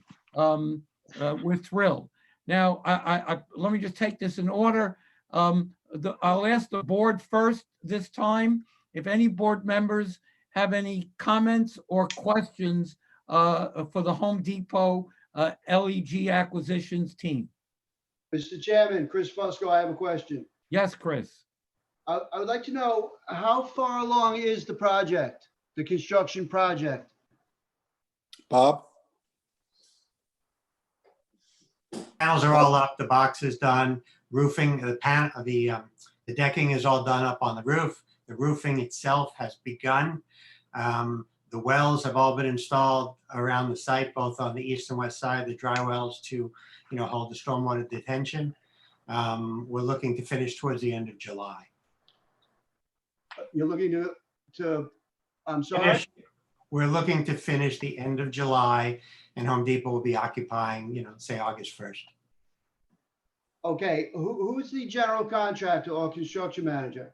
R.C. Anderson. Okay, is the bidding process still open for the building trades? No, everybody's been hired. It's all been bid out. Has there been any conversation with the Nassau Suffolk Building Trades Council? Yes, they reached out to us early on. We actually reached out to a number of general contractors, a lot of union general contractors as well. We were open to all subs being, union. And as Garrett said, we were pleased. We actually have 3 of the largest trades that are union. So the site work, the precast panels, the erection of the panels, and the roofing and the site work. Okay. No more questions. Thank you, Chris. Is there anyone else on the board who have any questions or comments about this project? Okay. Is there anyone? It's Tim. I think it's a good project considering his point of Amazon. I think having distribution centers are important. So I look forward to going forward. Thank you, Tim.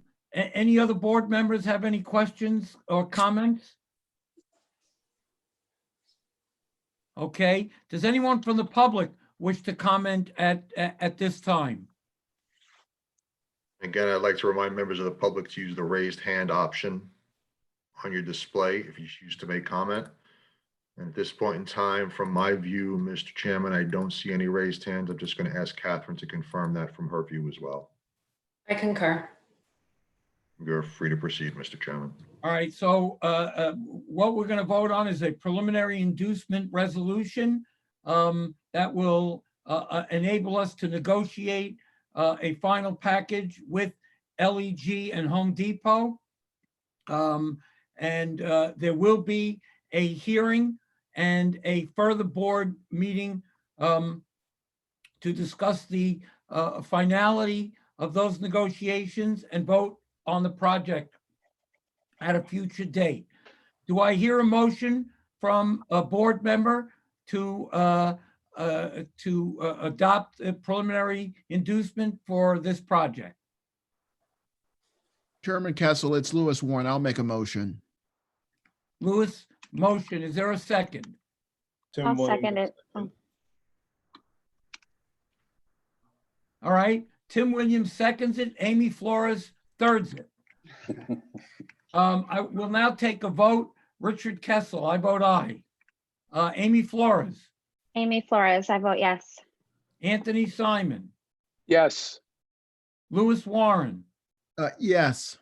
Chris Fusco. Yes. John Kamatis. Yes. Tim Williams. Yes.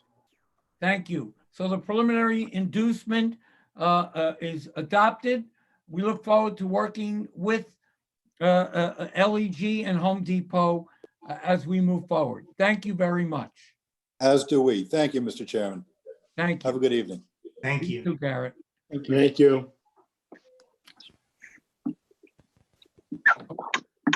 Okay, we've got some other business.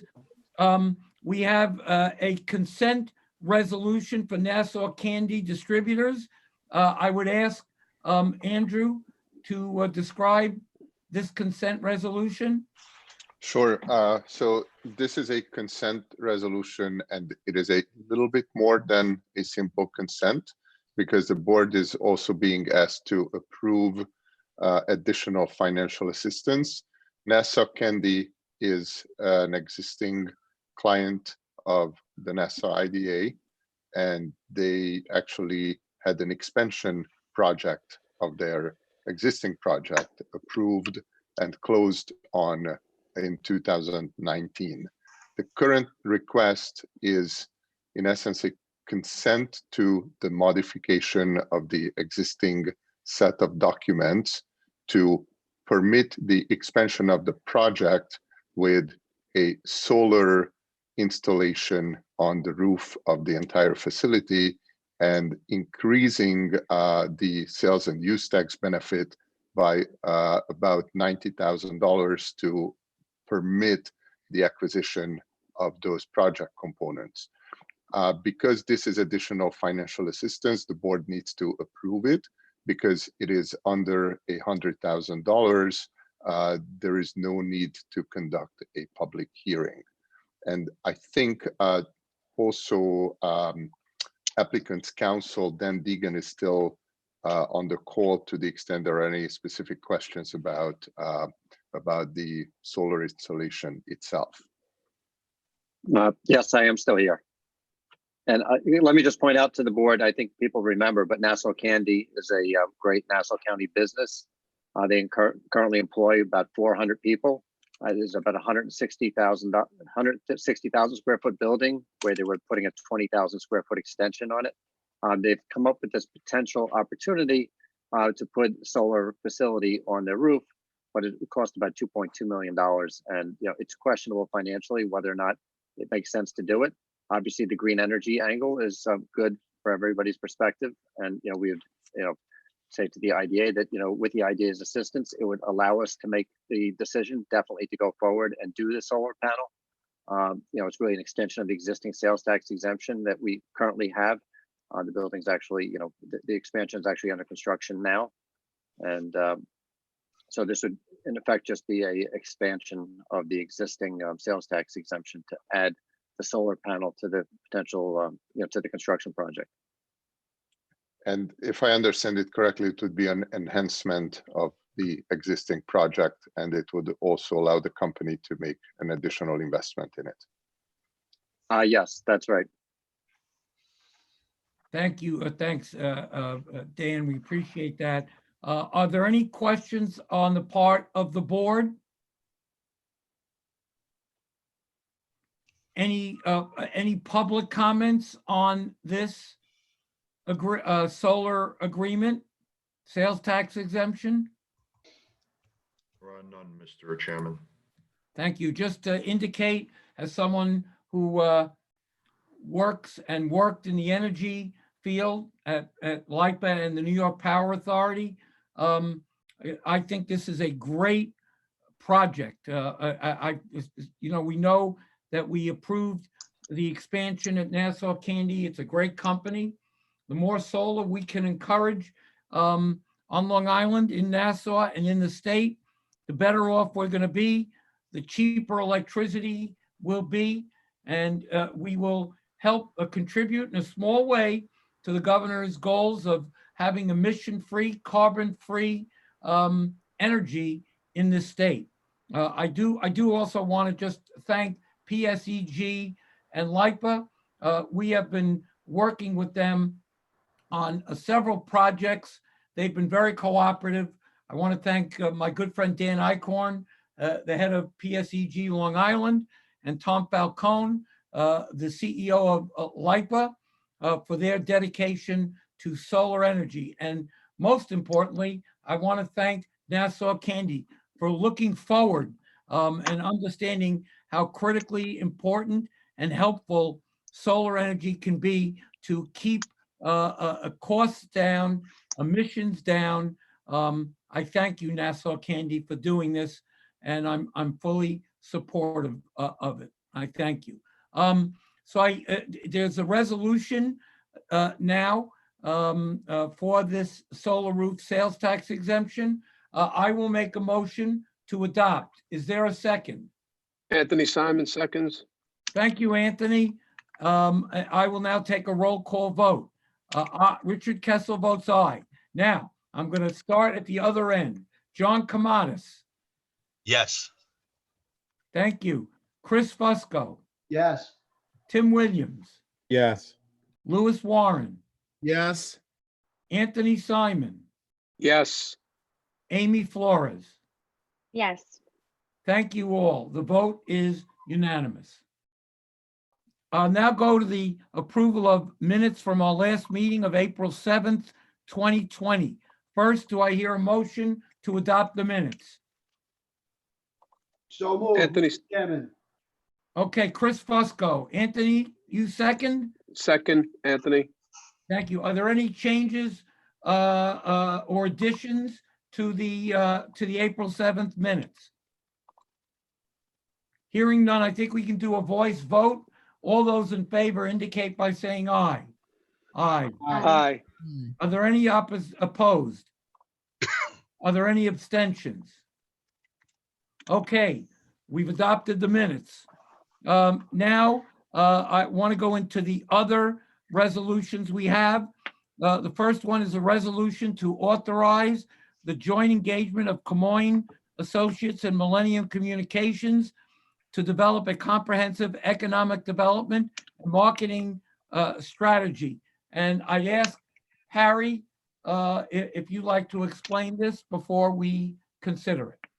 Certainly, Mr. Chairman. If this seems familiar to the board, it's because you've already approved this at the last board meeting when we discussed entering into these services with these contractors at noted costs.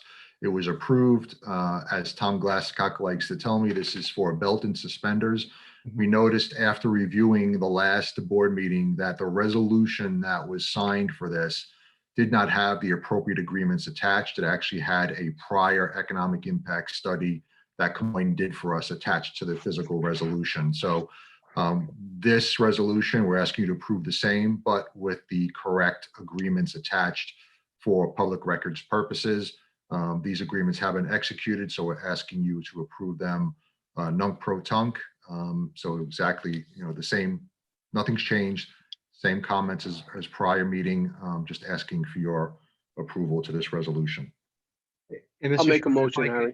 If I could add to what Harry said, the next two resolutions relate to the RFQ that the agency had authorized to be issued for marketing and website design services on February 27th.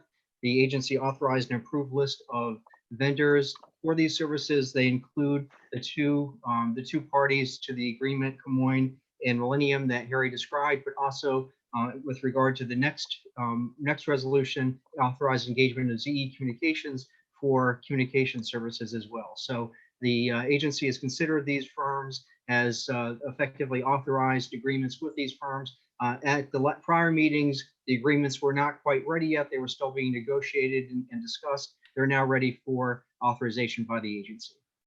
And if I may, the final resolution to authorize acceptance of a grant from National Grid in the amount of $50,000, as I mentioned in my CEO report, will offset the costs. We just need your approval to accept that. So Tom, is it possible to just vote on all three resolutions together at the same time as they all relate to similar projects? Absolutely. And the third resolution authorizes acceptance of the $50,000 grant and for the agency to enter into a grant agreement with the awarding key spanner. It's Tim Williams. Can I, the purpose of the grant as described here, and I was not on obviously in the last meeting, but is it specifically for rebranding purposes or? It's for website design services relevant to the branding of the agency, yes. Okay. And it's a reimbursement grant contemplating that the agency is actually going to be doing this work, and then it would reimburse for the amount of $50,000. Okay. And it comes from an economic development budget that National Grid has, and they encouraged us to apply for it because this is for us is economic development. I'm thrilled, and I pre-vote yes to take money from somebody, but obviously I wasn't on the last call, last board meeting, and my question just is simply, well, what's going on now? Can we use the money for something else, right? But if it's a wash and we're getting money to do it, then it is what it is. It is specific to the project. However, to your point, it does then free up further agency resources for other uses potentially. Okay. I echo Tim. Kudos on Harry, you and your team for applying and winning the grant. Because at the end of the day, it will free up $50,000 for us to do other things, support other small businesses, hopefully, and companies here in Nassau County. Thank you. Any other board members have any questions or comments? This is Amy. I just wanted to make a comment that thank you, Harry and team, for thinking outside of the box and applying for the grant. Kudos to you and great job. Thank you, Amy. Let me just indicate, to disclose on the record several things.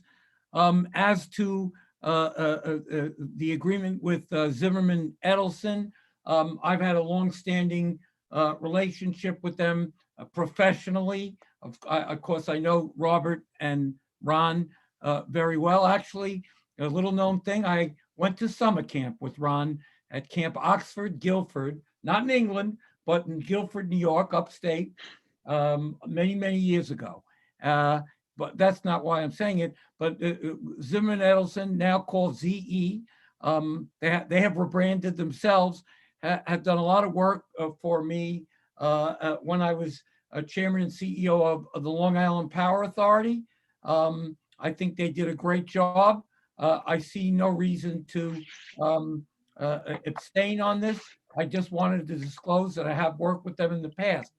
The other thing I should indicate from the National Grid grant is that formerly as chairman and CEO of the Long Island Power Authority, I helped negotiate an agreement with National Grid to acquire Keyspan, which was our contractor for management services.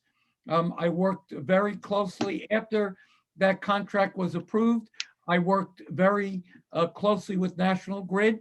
They were our management contractors at LIPA, and I've had a long-term relationship with National Grid. Again, it was professional, not personal. I pay my gas bill to them every month, and I don't see any reason to abstain, but I did want to put all of that on the record. So do I hear a motion to adopt these three resolutions? I'll make a motion. Anthony Simon, I'm sorry. Anthony Simon, thank you. Is there a second? I'll second Lewis Warren. Lewis Warren, a second. So all those in favor of voting, and I will take a roll call vote. You can just say yes. Richard Kessel, I vote yes. Amy Flores. I vote yes, Amy Flores. Anthony Simon. Yes. Lewis Warren. Yes, Lewis Warren. Tim Williams. Yes. Chris Fusco. Chris Fusco, yes. John Kamadas. Yes. Thank you. Those resolutions passed unanimously. We also have a resolution to sponsor the 2020 Gold Coast Film Festival resolution. Harry or Catherine, I'd ask you to briefly describe the sponsorship. It is exactly similar to past years, same amount, $25,000 with the same benefits. That we consider these film festivals. There are three that we sponsor. This is the first one that's come before us for renewal. We do consider them to be great economic impact drivers. And again, it's the same programs we've done previously at the same amounts. Thank you, Harry. Appreciate it. Are there any questions or comments by any of the board members? What's the dates? This one is in the fall.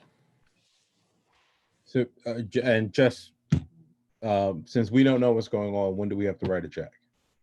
So it's a good question. And one of the reasons we're taking this resolution now is because of the three film festivals, this is the only one that actually has a physical center that they operate. Center is closed at the moment. They run into some cash flow issues. They have confirmed for us that the festival is taking place, that they've contracted for it. However, we're contracting them with a little bit early to help them out with some cash flow issues during this crisis.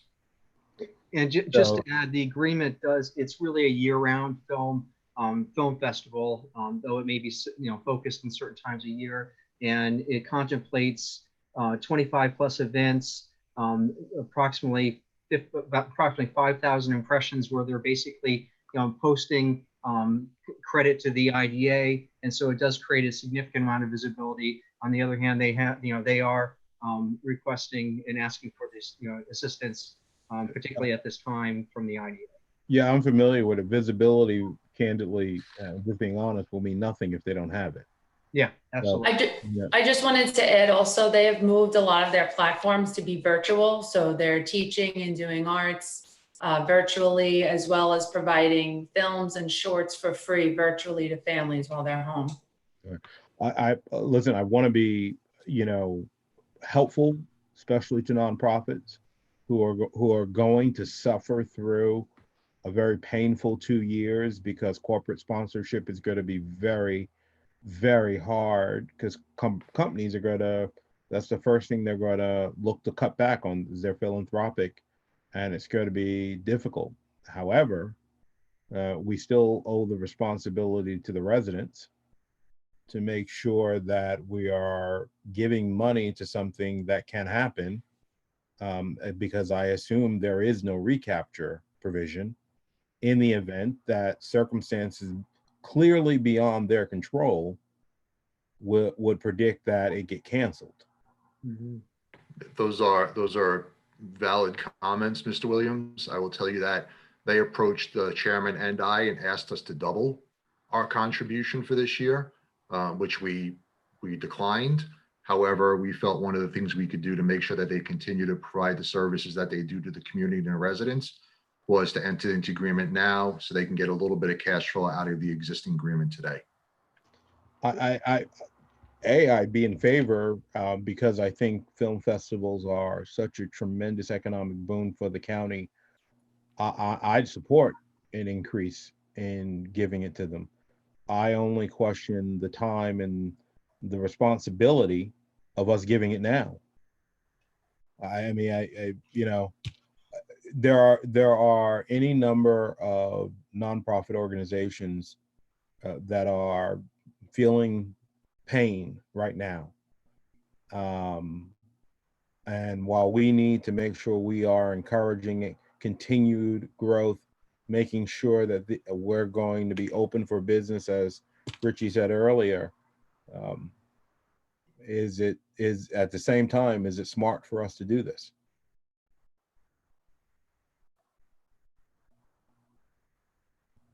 Well, I will let the board make that determination. Okay, thanks. Any other board members have any concerns or questions or comments? I just had a question. This is Amy Flores.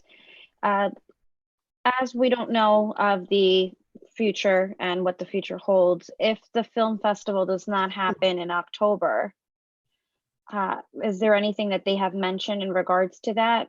Is it going to be all virtual, or will they be postponing it until the spring? So at this point in time, they've committed to holding the festival in the fall. However, as Catherine said, they are providing their services now virtually, in addition to some of the film conferences that Mr. Glasscock mentioned. They are providing exposure and certain film festivals virtually. So they, like the rest of us, are rethinking their business model, and they will do so for the film festival as well, if need be. It's Lewis Warren. Tim, I take your point. I guess my position would be that we've been a long-term partner with the film festival, and I agree with the underlying proposition that Long Island, I mean, the film festivals across the board on Long Island are very important for tourism. The demonstrated quality of life that we all enjoy, and the scenic beauty, and just being between being a suburb of Metro New York. I'm favorably disposed to being helpful, because I know some of the other streaming services are putting even Disney, is it Disney Plus, et cetera? They're putting a bunch of their new content on virtually. I mean, it's not even hitting the theaters now. It's going straight to streaming services. So I would be supportive because it is a long-standing brand partner of the IDA.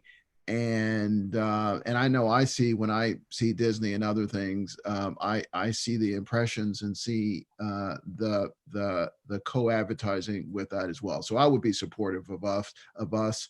And it strikes me as well that the chairman and Harry did a good job of threading that needle on balance, right? Do you step up and go higher, or do you stay flat with where you've been in the past and work with the organization to be supportive of their new virtual programming approach? So I would be supportive of this. I agree with everything. I even agree with giving them more money. My issue is giving it to them now. And what if every one of our well-deserved, great partners all came and said, we want the same thing? Do we draw the line? A Long Beach Film Festival, all the other festivals that are going to come behind this, that are, to everything you just said, Warren, equally important. I don't want to see anybody fail or suffer, but that can't substitute our responsibility for good management. So if tomorrow you get a call from the Long Beach Film Festival, are we writing them a check? We have recently met with both of our other film festival partners. At this point in time, they're not making any request of the agency. I fully support and encourage giving Gold Coast a full partnership and staying a full partnership. I unfortunately, I don't support writing the check now because I don't think it's the right fiscal thing for us to do. I'm going to agree with Tim Williams on that too. I just don't think it's the time right now. And if we can wait for another meeting before we do it, it's just going to open the floodgates for other companies to come in and say, look, we have no money. Can you give it to us now? And what happens later? I just don't. I'm going to agree with Tim on this one. I agree with my colleagues, Tim and John, as well. I'm not sure if the timing is right at this point in time. Okay. Let me make a suggestion that we table this and discuss it further at a future meeting. Do I hear a motion to table this? I'll make the motion, Chairman Kessel, to take. I'll second. Who made the motion? Louis Warren. Lewis. Oh, Lewis. Okay. Tim seconded. All right. So on the motion to table, I vote aye. Tim Williams? Yes. Chris Fusco? Yes. John Kamatis? Yes. Louis Warren? Yes. Anthony Simon? Yes. Amy Flores? Yes. Okay, the motion is tabled. We now have a treasurer's report. Ann Lamort, please. Okay, good evening. Good evening again. If I may direct the board members to the Dropbox. The file name is NCIDA 2020 Treasurer's Report. And again, we'll start with the revenue section.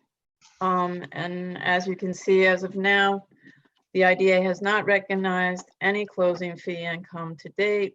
However, in speaking with Harry about this, he has informed me that he has a very strong pipeline of projects.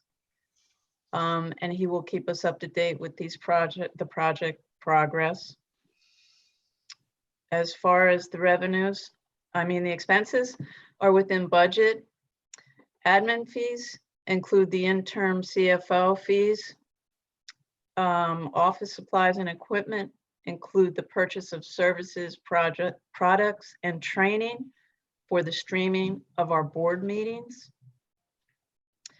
And economic development marketing includes the Boost Nassau ad campaign that was approved last month by the board. And if you just go down the April bottom of the column, you'll see the cash position for April. Does anyone have any questions about the treasurer's report for April? This is Tim Williams. Can I guess it's a general question for both Ann or Harry. Is there a time where we need to, and I'm sorry, Ann, it is Annie or Ann? I don't want Ann. Okay, sorry. I answer to a lot, Tim, so you're safe. Well, if somebody calls me Timmy, I get really annoyed. So good to know. That's why I always ask. Is there some point we need to come back and like I think all companies are doing now, revisit the budget and put in some cautionary reserves? I know, Harry, you've got a lot in the pipeline, but almost plan for the unknown and throw some money to the side for this year rainy date, or allocate money for any, do we anticipate special projects or something that's going to come up? And we could have never foreseen budgeting for COVID-19 last year while doing this. So I guess that's just a general question. Thank you, Tim. And it's a good point. I would say that Ann and I have been looking at the run rate on cash flow, our operational expenses. Is there anything that we can pull back on, need to pull back on, or just be prepared to pull back on? So we are taking a look at that. And I've also had conversations with Harris Beach on closing calendar and schedule. And can we now start to move to remote closings, virtual closings, to have the closing fee income come in, being supportive for the agency. So we're looking at all that, and I appreciate the comment. Thank you.